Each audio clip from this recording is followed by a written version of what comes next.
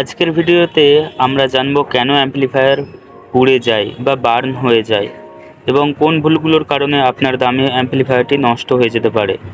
অনেকেই sound system চালান, কিন্তু কিছু ছোট ভুলের কারণে অ্যাম্প্লিফায়ার অতিরিক্ত গরম হয়ে যায় বা বার্ন হয়ে যায়। Number 1, low voltage problem. সবচেয়ে সাধারণ সমস্যা হলো লো ভোল্টেজ প্রবলেম। যখন ভোল্টেজ কমে যায় তখন অ্যাম্প্লিফায়ার ঠিকমতো পাওয়ার পায় না, ফলে অ্যাম্প্লিফায়ার বেশি কারেন্ট আনতে শুরু করে এবং হিট তৈরি হয়। নম্বর 2, বেশি বক্স কানেকশন। অনেকেই একটি অ্যাম্প্লিফায়ারের মধ্যে অতিরিক্ত স্পিকার লাগিয়ে দেন। এতে অ্যাম্প্লিফায়ারের ওপর অতিরিক্ত প্রেসার পড়ে যায়, ফলে হিট বেড়ে যায়, ভিতরেতে ড্যামেজ হতে শুরু করে এবং আউটপুট কমে যায়। আইসি বা ট্রানজিস্টরেরও প্রবলেম হতে পারে। নাম্বার 3, ক্লিপিংয়ে চালানো। ক্লিপিং মানে হলো অ্যাম্প্লিফায়ার ফুল লিমিটের বেশি চাপ দিয়ে চালানো।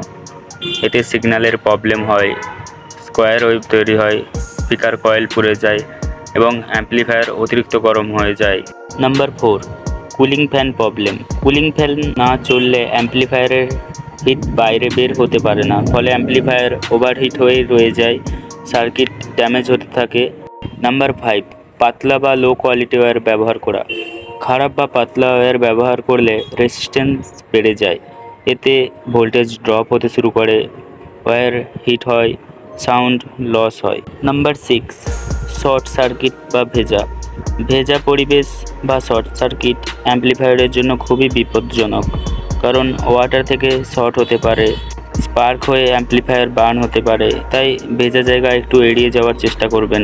নাম্বার 7, খারাপ জেনারেটর। লো কোয়ালিটি জেনারেটর থেকে স্টেবল ভোল্টেজ পাওয়া যায় না, এতে ভোল্টেজ আপ ডাউন হয়, ফ্রিকোয়েন্সির প্রবলেম হয়, অ্যাম্প্লিফায়ারের প্রোটেক্ট কমে যায়, সার্কিট ড্যামেজ হতে পারে। তো বন্ধুরা, এই ছিল অ্যাম্প্লিফায়ার পুড়ে যাওয়ার বা বার্ন হয়ে যাওয়ার 7টি প্রধান কারণ। এই ভুলগুলো এড়াতে পারলে আপনার অ্যাম্প্লিফায়ার অনেক দিন ভালো থাকবে। ভিডিওটি ভালো লাগলে একটি লাইক দিন, কমেন্ট করুন, শেয়ার এবং সাবস্ক্রাইব করে পাশে থাকুন। ধন্যবাদ।